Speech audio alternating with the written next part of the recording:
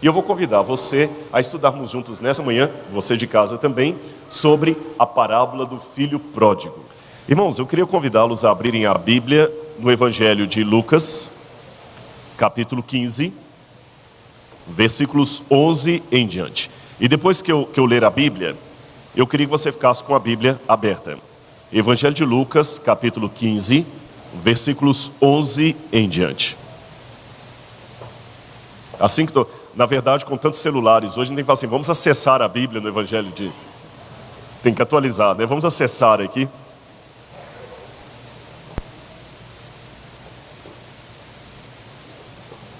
Esse negócio de celular hoje é uma coisa incrível. As pessoas podem fazer qualquer coisa ali, não é? Dizem que num velório uma vez alguém perguntou para o outro assim, escuta, qual é a senha do Wi-Fi? Aí o outro indignado falou assim, respeite o morto. Ele falou, tudo junto?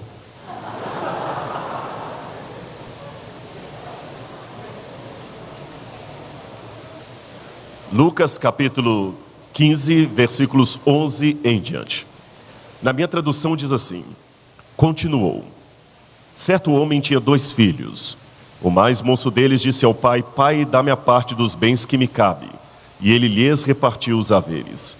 Passados não muitos dias, o filho mais moço, ajuntando tudo que era seu, partiu para uma terra distante. E lá dissipou todos os seus bens, vivendo dissolutamente. Depois de ter consumido tudo, sobreveio àquele país uma grande fome, e ele começou a passar necessidade. Então ele foi, agregou-se a um dos cidadãos daquela terra, e este o mandou aos seus campos a guardar porcos. Ali desejava ele fartar-se das alfarrobas que os porcos comiam, mas ninguém lhe dava nada. Então, caindo em si, disse, quantos trabalhadores de meu pai têm pão com abundância, e eu aqui morro de fome? Levantar-me-ei e irei ter com meu pai e lhe direi, pai, pequei contra o céu e diante de ti, já não sou digno de ser chamado teu filho, trate-me como um dos teus trabalhadores. E levantando-se foi para o seu pai.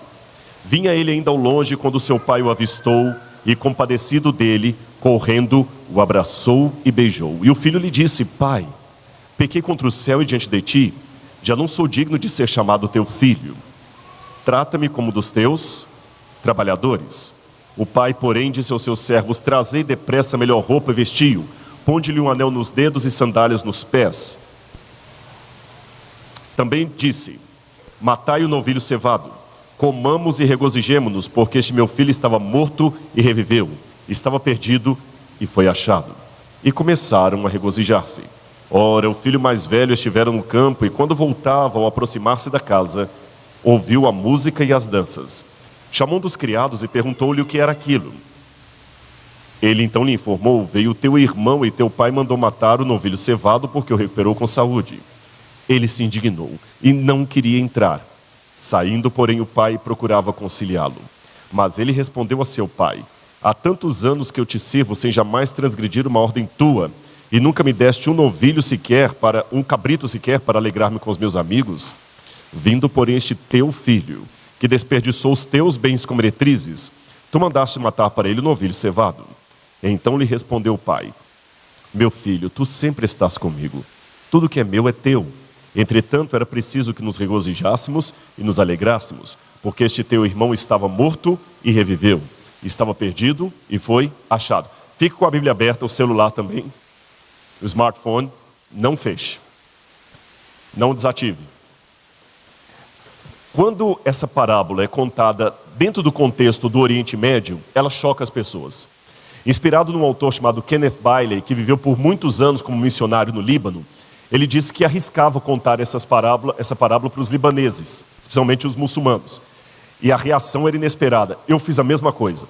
Quando eu estava no Sudão, no deserto de Baiuda, aproveitando um intérprete do árabe, eu contei essa parábola para beduínos do deserto. E a surpresa foi imediata. Quando você conta essa parábola para eles, eles falam assim, isto é mentira, impossível. Eles não acreditam. A pessoa do Oriente Médio, ele é bem assim, passional. Quando ele sente uma coisa, ele sente com força. Quando ele está irado, ele ira mesmo. Se ele está chateado, ele rasga a roupa na sua frente. Se ele está de luto, ele pega a terra, joga na cabeça. Ele arranca fios da barba. Isso é impossível. Essa parábola é uma mentira. Não quero nem ouvir. Eu falo, não, eles fazem assim. E eu insisti, por que essa parábola é uma mentira?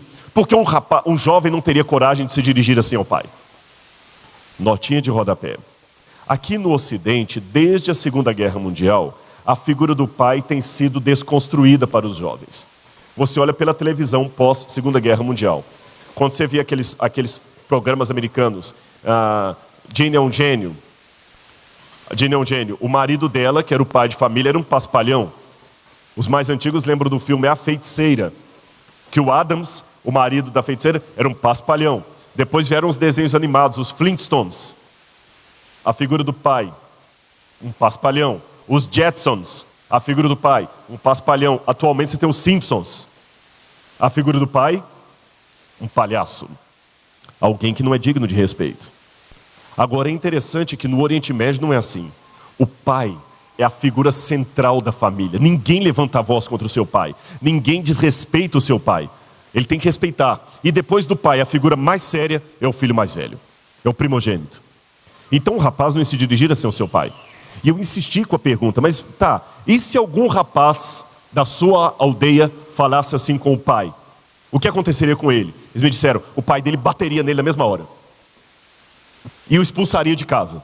E ele seria expulso da aldeia. E possivelmente o conselho dos anciãos se reuniria e apedrejaria esse rapaz, segundo a lei, segundo o Alcorão. Eu falei, mas por que é tão sério assim a ofensa? Depois eu entendi. A mesma explicação que deram para Kenneth Bailey. Na lei do Oriente Médio, não tem como você dar herança para a pessoa com ela em vida, com você em vida. A herança só é dada depois que você morre. Em outras palavras, se o filho chega para o pai e fala, pai, dá-me a parte dos bens que me cabe, ele está pedindo, pai, eu quero que você morra. Imagina o seu filho chegando para você e fala assim, eu quero sua morte. Tem ofensa maior? Eu quero que você morra, meu pai. Então a ofensa do filho foi grave. Agora, quando eu conto essa parábola aqui no Ocidente também, ela parece estranha. Vamos raciocinar agora com categorias ocidentais e modernas. Imagine um homem que tem uma certa propriedade, uma empresa, e ele tem 2 filhos. 2 filhos. Um filho trabalha na empresa, já está fazendo administração, porque ele sabe que quando o pai aposentar ou morrer, ele vai tocar o negócio da família. Trabalhador, todo dia ele está ali mais cedo, sai mais tarde. Se você vai no escritório, lá no escritório, a luz do computador dele está acesa, que ele está trabalhando lá. Ele se preocupa com o mercado de trabalho, em abrir filiais. O que o pai precisa, ele está cuidando ali. O outro filho mais moço só gosta de balada, festa. Começou 2 ou 3 faculdades e não levou até o final. O pai gastou dinheiro à toa. De madrugada o pai recebe um telefonema. Está lá o filho na delegacia preso porque foi apanhado numa lei seca. Estava dirigindo embriagado, alcoolizado. Bateu o carro. Já teve problema com a namorada. Vive a noite toda embalada, chegando em casa de madrugada bêbado, com sintomas de vício em álcool e drogas. Não vale nada aquele rapaz. Bem o contrário do irmão. Um dia esse mesmo rapaz, que fica desse jeito assim, chega para o pai e fala, pai, eu quero ir embora, eu já constituí um advogado, eu sou emancipado, o senhor pode me dar parte da minha herança agora, eu quero curtir a vida enquanto eu estou jovem. E o pai cai na besteira de vender parte da empresa, transformar em dinheiro e entregar para aquele filho. Eu sei que os pais que estão aqui falaram assim, esse homem é um louco, é um pai, como é que se diria? Sem moral. Não é isso? Que adula o menino cego. Não é assim que parece?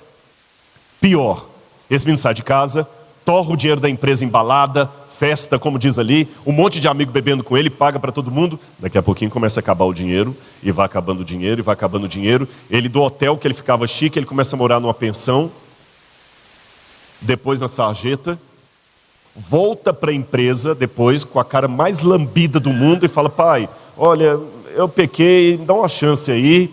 E o pai, ô filhão, vem cá.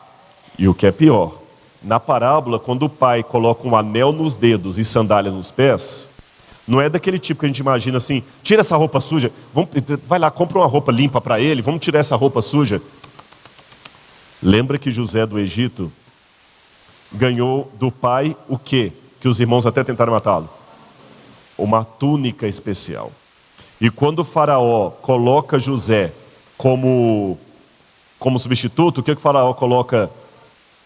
Um anel. Ponde-lhe um anel nos dedos, sandálias nos pés. Trazei depressa a melhor túnica e vestiu. O pai estava dando um cargo de liderança para ele entre a tribo. Então, voltando à parábola moderna, o pai vira para esse menino e fala assim: olha, ele vai ser gerente agora da empresa, viu? Se você fosse o irmão mais velho, você ficaria indignado? Sim ou não? Você que está assistindo de casa, você ficaria indignado? Eu ficaria, claro. Olhando por esse ponto de vista assim, desculpe, eu estou com o irmão mais velho e não abro. Não quero causar uma polêmica na igreja, mas o irmão mais velho tem todo sentido de ficar revoltado. O outro acabou com a empresa, acabou com tudo. E o pai, e outra, pai, eu estou aqui trabalhando, o senhor nunca no meu aniversário me deu nem um carro. Agora chega esse teu filho aí. Olhando por essa ótica, a parábola parece ridícula. Escândalo para os do Oriente Médio, escândalo para os ocidentais. Mas eu não acredito que Jesus contava nenhuma história ridícula. Aquilo na parábola de Jesus que parece estranho, tem um motivo. Muito mais profundo do que nós imaginamos. Vamos tentar descobrir na Bíblia qual é. E tem mais um detalhe antes de continuarmos. A parábola parece que não tem fim. Se fosse uma novela mexicana, sabe aquelas novelas mexicanas? Sabe ou não? Vocês estão assistindo novela? Que vergonha. Assistam ao Novo Tempo. Aí você fala, mas você também está assistindo, você sabe? Não, eu não nasci adventista. Mas é mais ou menos aquele negócio assim, né? Arlindo Orlando, diga Isaura, Isaura. Nós não podemos nos casar, por quê? Aí vai lá. Nós somos irmãos. Aí mostra o plano assim, né? Ele fala um choque atrás. Por que nós somos irmãos? Você não sabia? Somos irmãos gêmeos.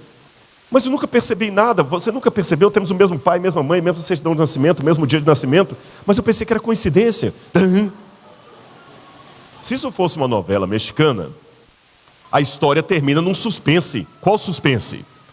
O pai, na porta, insistindo com o irmão mais velho para entrar. Qual a pergunta que você faz? Ele entrou ou não entrou? Ele aceitou reconciliar com seu irmão ou continuou na porta? Por que essa parábola não tem um final? Parece que está faltando um pedaço na Bíblia, não parece? Vamos então agora analisar o texto. Por isso que eu pedi vocês ficarem com a Bíblia e o celular acessado aí. Qual a primeira palavra que aparece nessa parábola de Jesus? Eu posso pegar isso aqui um pouquinho? Posso?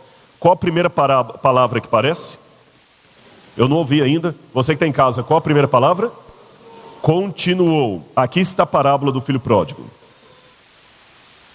Mas a primeira palavra que inicia essa parábola é a palavra, repitam, continuou. Ora, se eu chego aqui, ou você que está chegando agora na igreja, chegando à igreja, e me ouve falar assim, continuou, o que você deduz? Tem algo antes que faz parte daquele contexto. E o que está imediatamente antes? Parábola de quê? Dracma perdida, ou dracma, como fala em português. A parábola da dracma perdida. Que também parece ser uma história meio esquisita, infantil. Uma mulher tinha 10 moedas. A dracma é uma moeda. Aí ela perdeu uma moeda, varreu toda a casa, até encontrar a moeda. Quando encontrou a moeda, o que ela fez? Foi feliz comemorar com as amigas. E Jesus fala, assim também haverá mais alegria no céu para um pecador que se arrepende. Gente, parece tão estranho. Vocês têm culto de quarta-feira aqui de oração, não tem? Para quem talvez não é adventista, eu vou explicar. O culto de quarta-feira na igreja, geralmente é um culto de oração, onde as pessoas se levantam e colocam os seus pedidos de oração. Imagina alguém falando assim, irmãos, eu quero agradecer, porque hoje sumiu uma caneta minha lá em casa, eu tinha 10 canetas, sumiu, eu varri a casa toda e achei a caneta. Poxa. Mas na cultura do Oriente Médio, eu tenho lá no nosso museu, aliás, visitem o Museu de Arqueologia Bíblica do NASP, é o único da América Latina. Eu comecei ontem uma página do Facebook, que as que tinham antes eram falsas, viu? Tinha uns perfis falsos aí na internet, mas se você quiser acompanhar lá sobre o museu, Rodrigo Silva Arqueologia. E nós vamos botar muita informação sobre o Museu de Arqueologia Bíblica do NASP. Nós temos nosso museu lá, um véu de casamento de uma beduína. E o véu é cheio de moedinhas. Por que isso? No dia do casamento, o pai dava para a mulher, lembrem, cultura do Oriente Médio machista, mulher não trabalhava fora, não fazia faculdade, ainda mais naqueles tempos.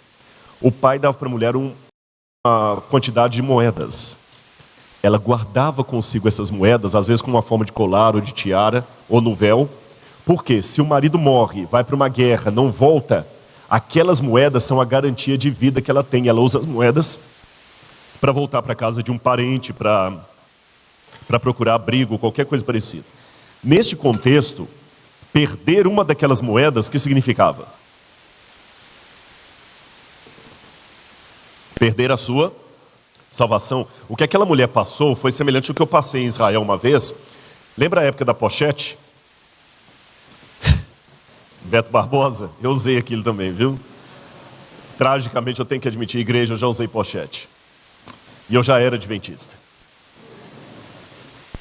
Eu morro de medo de alguém pegar aquilo ali e colocar na internet aquelas fotos.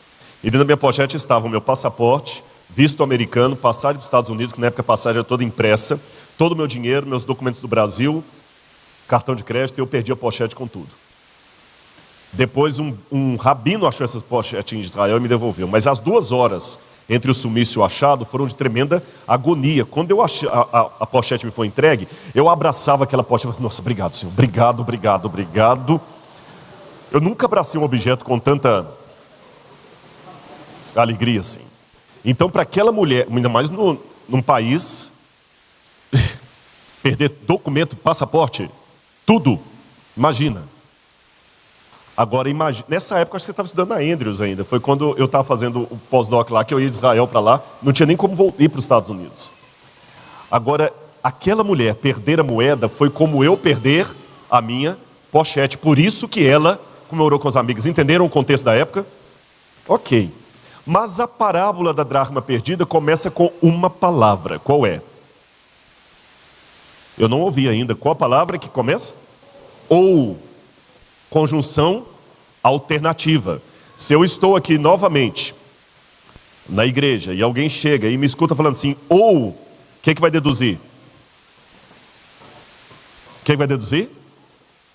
Que tem algo antes. O pastor Tony está falando assim, pois é, irmãos, ou então nós vamos para o sítio tal lugar. Qual é a outra alternativa? Tem alguma coisa antes. O que está antes do ou? A ovelha perdida. Um pastor tinha 100 ovelhas, perdeu uma onde mesmo? Olha na sua Bíblia aí. Foi no supermercado, na feira, no shopping, no mall. Aonde? Não ouvia, só alguns que... No deserto. E ele foi buscar a ovelha que se perdeu e trouxe. Então nós temos a parábola do filho pródigo. Qual a outra? Dracma perdida. O que é dracma? Moeda. E a parábola da ovelha perdida. Agora, e novamente termina como essa aqui. Há mais júbilo diante de Deus por um pecador que se arrepende do que por 99 que não necessitam de arrependimento. Mas como começa essa parábola da ovelha perdida? Então, de novo, outra palavra que deduz um contexto. Se você chega aqui, eu falo assim, e então? Então o quê? Tinha alguma coisa antes. O contexto finalmente está no capítulo 15, versículos 1 em diante. O contexto está aqui, ó. E o contexto diz o quê? Jesus estava numa casa. Assim diz a minha Bíblia aqui, eu vou ler com vocês, capítulo 15, versículos 1 e 2. Aproximavam-se de Jesus todos os santos e espirituais para o ouvir. Não, li errado. Pecadores e publicanos. E murmuravam os fariseus e escribas dizendo, este recebe pecadores e come com eles. Todos os publicanos e pecadores. Jesus então estava comendo com publicanos e pecadores, quando lá na porta chegaram quem? Escribas e fariseus. A lição da Escola Sabatina hoje vai falar um pouquinho sobre os escribas e fariseus, não é isso? Os sacerdotes também. Olha, esse homem come com pecadores e os recebe. Deixa eu explicar a vocês, Jesus não estava numa balada dançando com receber pecadores. Eu tenho até um sermão que eu estou preparando sobre isso, eu não preguei esse sermão ainda. Esse vai ser inédito, eu estou montando esse sermão. Mas já vou revelar um pedacinho dele para vocês. Note que quando Jesus sempre fazia milagres, as pessoas aplaudiam. Eu pergunto, por que eles rejeitaram Jesus? Imagine que, já que eu estou em Brasília, uma capital que respira política, imagine alguém aqui que tivesse o poder de multiplicar pães e peixes para a multidão. Que tivesse um poder de argumentação e fala e retórica que todo mundo pararia para ouvir, até criança e mulher, numa época que criança e mulher eram segregados. Um homem que andava sobre as águas. Todos os partidos iam querer esse homem. Um homem sem nenhum nódulo, sem nenhum dolo. Percebem a questão? Todos os partidos iam querer Jesus. Por que então que o rejeitaram? O problema dos milagres de Jesus foi quando ele começou a curar leprosos, perdoar adúlteras, perdoar publicanos.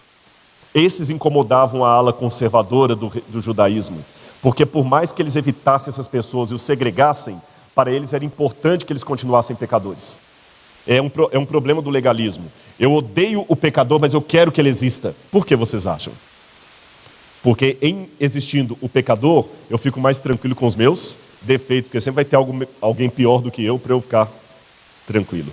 Quando Jesus começou a incentivar, a inserir estas pessoas na comunidade, na sociedade, Jesus se tornou persona não grata. Entendem? Quando ele começou a trazer Maria Madalena, quando ele começou a resgatar a pecadora de João 11. E, igreja, eu vou falar uma coisa que eu espero não escandalizá-los. Vocês sabiam que às vezes no nosso mundinho sócio-religioso, a gente tem uma visão muito pequena das coisas. Muito pequena. Você sabia que às vezes uma garota de programa aí pode ter uma mente mais pura do que muitas moças da igreja? A gente pensa em garota de programa sempre como alguém de mau caráter, mas muitas meninas às vezes estão fazendo programa, foram violentadas na infância pelo pai, pelo padrasto, pelo irmão mais velho, perderam todo o respeito pelo corpo próprio, às vezes foram entregues para a escravidão, tem um problema psicológico de desestrutura familiar, se tiver psicólogo aqui sabe o que eu estou falando, que a levou para aquele lado e nós rotulamos as pessoas. É aquela velha frase, temos que odiar o pecado como Deus odeia o pecado, mas amar o pecador que precisa de salvação. Jesus estava assim. Chegam os publicanos e pecadores. Chegam os fariseus e escribas. Jesus então deixa aquele pessoal ali dentro da casa, muito pacientemente, fala assim, tá bom, o que vocês estão reclamando? O senhor está comendo com publicanos e pecadores, está inserindo esse pessoal na sociedade. Tá bom. Posso contar 3 historinhas para vocês? Pode. Vou contar. Havia um pai que tinha 2 filhos, etc, etc. Pergunto para vocês, vamos falar da ovelha. A ovelha sabe que está perdida? Não? Sabe. Quem já teve cachorro aí? Quem já teve cachorro? Cachorro perdido sabe que está perdido ou não sabe? Ele pode não saber o caminho de volta, mas ele tem a sensação que ele está perdido. Boi, quando está perdido, o boi não fica desesperado? Até formiga. Passa o dedo ali quando elas estão em fileira para você ver, que ela perde o cheddar, ficou tudo desesperada. Repito a pergunta, a ovelha sabe que está perdida ou não sabe? E onde a ovelha estava perdida? No deserto. Eu tenho a realidade de alguém que sabe que está perdido e está perdido fora de casa. Alguém que sabe que está perdido e está perdido lá fora. Qual que é a outra parábola? Dracma perdida, a moeda perdida. Moeda sabe que está perdida? Moeda é moeda. A moeda estava perdida onde mesmo? Dentro de casa. Alguém que sabe que está perdido lá fora. Alguém que não sabe que está perdido e está perdido dentro. E finalmente, uma história de um pai e 2 filhos. Um perdido dentro, o outro perdido fora. Um que sabe que está perdido, o outro não. Mas como que o mais velho estava perdido? Bom, simples. Lembra que eu contei para você que o beduíno se escandalizou quando eu contei a história?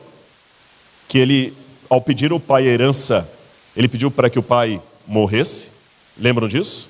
Lembram também que eu falei para vocês que o filho mais velho era aquele segundo mais respeitado, ele substituiu o pai.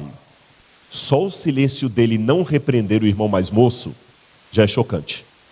Ele deveria repreender o irmão mais novo e mandá-lo respeitar o seu pai. O silêncio dele já é comprometedor. Pior ainda, além do silêncio dele ser comprometedor, ele também recebeu herança. Olha de novo o verso 11 aí. Certo pai tinha 2 filhos. O mais moço disse: pai, dá-me a parte dos bens que me cabe. E ele lhes repartiu os haveres. Plural. Lhes repartiu os haveres. Os 2, o mais velho também recebeu a herança dele. A única diferença entre os 2 é que o mais moço era mais sincero com seus sentimentos politicamente incorretos e o outro era hipócrita. E eu já aprendi na minha vida que Deus é menos ofendido pela sinceridade de um pecador do que pela hipocrisia de um santo. Não estou justificando que é correto o que você diz, mas pelo menos você é honesto com seus sentimentos. Um falava que tinha problema com o pai, o outro fingia que não tinha, mas os 2 receberam a herança. Um perdido fora, o outro perdido dentro. E quando o que é perdido fora retorna para o pai, o que está perdido dentro não aceita. Ele fica lá na porta reclamando: eu não vou entrar. Por que você não vai entrar para comer com a gente? Porque o Senhor está recebendo esse teu filho pecador, eu não vou entrar. Por que a parábola não tem um final? Simples. Se você prestar atenção nesse final aqui, ele repete justamente esse começo aqui. Onde Jesus contou essa parábola? À porta de uma casa, ele deixou lá dentro publicanos e pecadores, e veio até o portão para falar com escribas e fariseus. Vocês vão entrar e comemorar comigo, vão ficar reclamando aqui? Meu filho, você vai entrar e comemorar comigo, ou vai ficar reclamando aqui? Ou seja, você tinha nessa situação ovelhas perdidas que estavam dentro da casa lá e moeda perdida que estava aqui no portão. Ovelhas perdidas lá na casa sabendo que estavam perdidas, moedas perdidas aqui não sabendo que estavam perdidas. Os de dentro representando o filho mais moço, os de fora o filho mais velho. Perceberam? Moral da história. Eu não sei se nessa parábola, nestas parábolas que eu contei, você se identifica com o filho mais velho, você se identifica com o filho mais moço, não sei se você se identifica com a ovelha, não sei se você se identifica com a dracma, a moeda, mas de uma coisa eu sei da minha vida: quer perdido dentro ou perdido fora, eu tenho alguém que está à minha procura. Quer seja moeda, quer seja ovelha, eu tenho Deus que quer me salvar. Eu tenho alguém que está me procurando. E uma vez que você foi salvo, dê à graça de Deus a oportunidade de salvar outros também. Não fique aí fora reclamando: por que Deus salvou o outro? Deixa Ele fazer pelo outro o que Ele fez por você. Sabem qual é o meu papel na salvação? Não atrapalhar o papel de Deus. Eu não sei nadar, mas eu já aprendi uma lição se eu estiver me afogando: não atrapalhar o papel do salva-vidas, senão morre ele e eu. Deixa Deus te salvar. Deixa Deus, para com seu preconceito, com seu achismo, com a sua fama de achar que você sabe demais. Deixe Deus encontrar você onde quer que for, no deserto, dentro da casa, fora dela. Deixa Deus salvar você. O seu papel na salvação é não atrapalhar o papel de Deus. E uma vez que Ele salvou você, deixa Ele salvar o seu irmão também. Talvez uma das maiores dificuldades para muitos de nós é sabermos que Deus está querendo salvar com o mesmo empenho aquela pessoa que eu menos gosto. Aquela pessoa que mais me prejudicou, que eu menos gosto, é tão objeto do amor de Deus como eu. E o Espírito Santo quer levá-la para o mesmo céu para onde eu vou. Pense nisso. E no fim, não esqueça: a parábola não é sobre o filho pródigo, é sobre o pai amoroso e seus 2 filhos perdidos. o mesmo Pai que ama você e quer te levar para o lar. Que Deus nos abençoe. Amém?